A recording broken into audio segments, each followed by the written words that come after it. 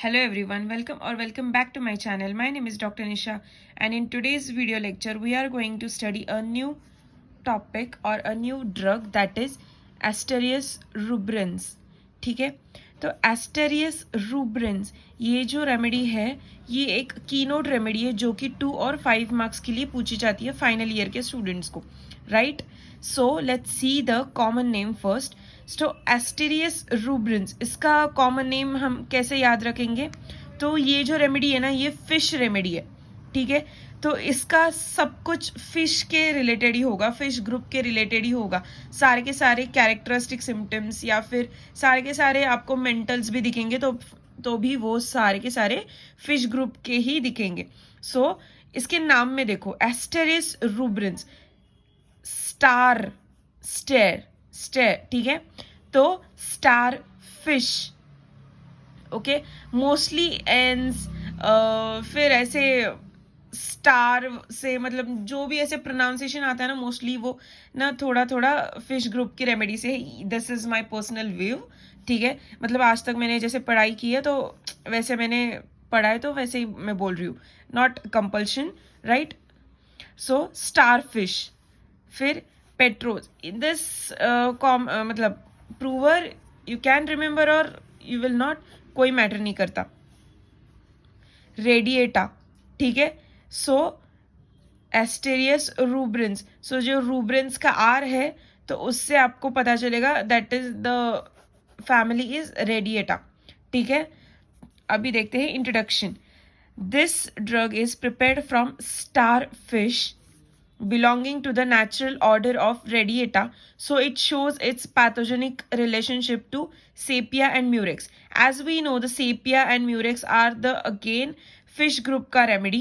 So this remedy particularly shows similar characteristic symptoms to that of Sepia and Murex. So see again in the next line, sepia is prepared from the cuttlefish and the murex is prepared from the purple fish. So this is again asked for 2 marks. Sepia is made up of which? So they'll give you starfish, cuttlefish, purple fish and more other fish groups का name. So you will be able to know that ये किस चीज से बना है, किस fish से बना है. So SCMP, ठीक है? और ये AS, ऐसे ध्यान में रखो.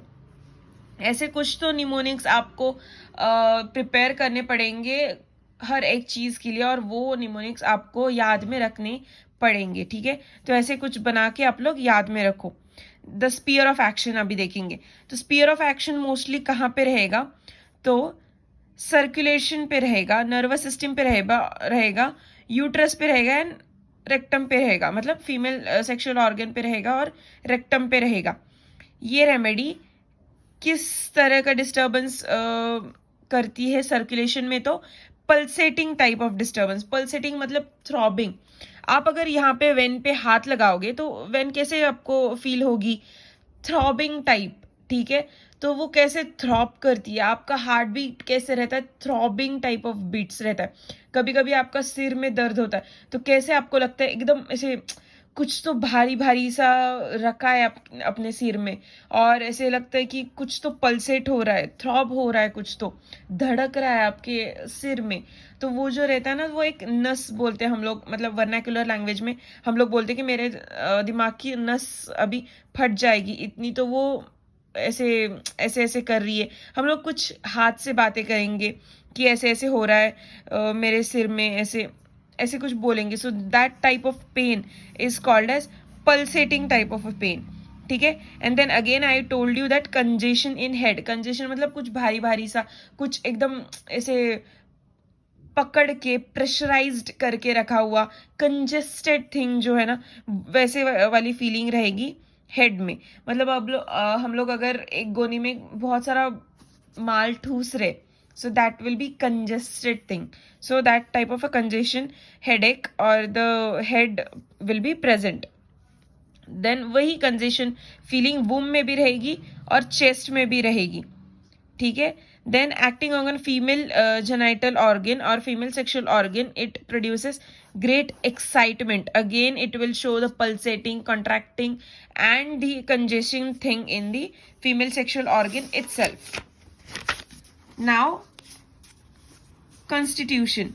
So ये constitution कैसे लोगों को दी जाती है ये रेमेडी? तो नॉट नेसेसरी कि हर टाइम हम लोग कॉन्स्टिट्यूशन पे ही देंगे, but still we have to see if we मतलब अगर हम लोगों ने रेपर्टाइज किया एंड ये रेमेडी आ गई, सॉरी नॉट दिस रेमेडी, अगर ये रेमेडी आ गई तो फिर हम लोग कॉन्स्टिट्यूशन भी देखेंगे.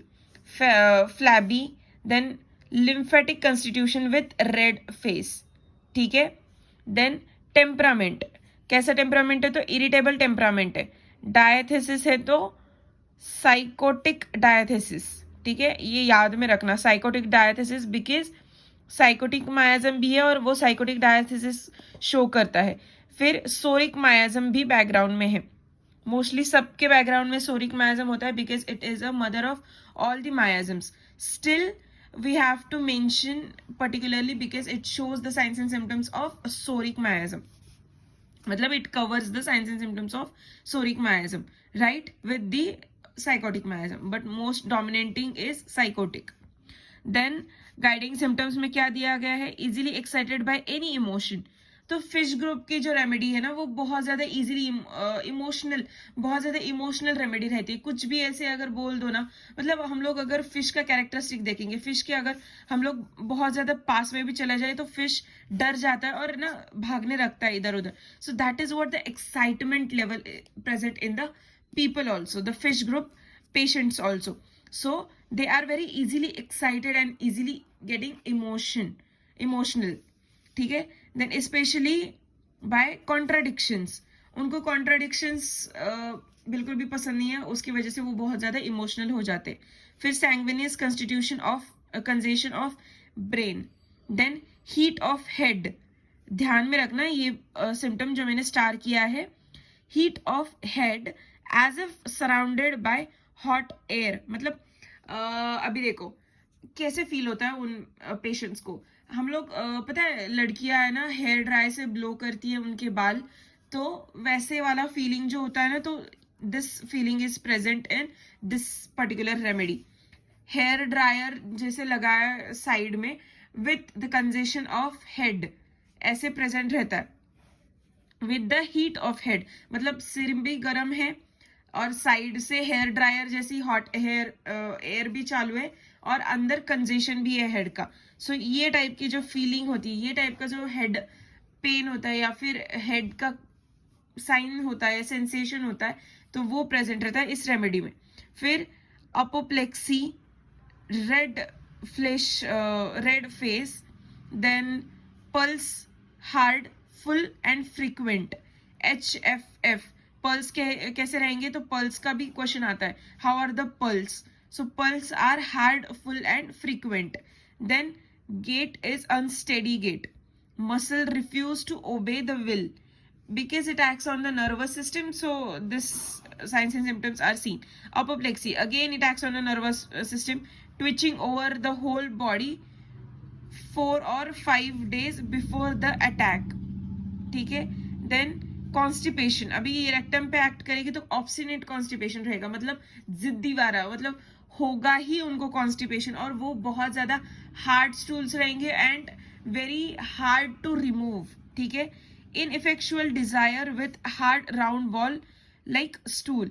Hard ball round like stool मतलब हम लोगों ने कभी देखा है कि बकरी का स्टूल जैसे रहता है ना, एक single hard stony type of stool रहता है, तो वो कैसे रहता है? तो हार्ड स्टूल रहता है, राउंड वो ओवल रहता है, but consider it is hard, some kind of that type of a stool is present in this remedy. Then diarrhea कैसे रहेगी? उल्टा रहेगी. डायरिया और कॉन्स्टिपेशन में उल्टा, इनवर्सली प्रोपोर्शनल रहेगी. यहाँ पे ऑब्स्टिनेटेड और यहाँ पे वाटरी है, मतलब वेरी इजीली.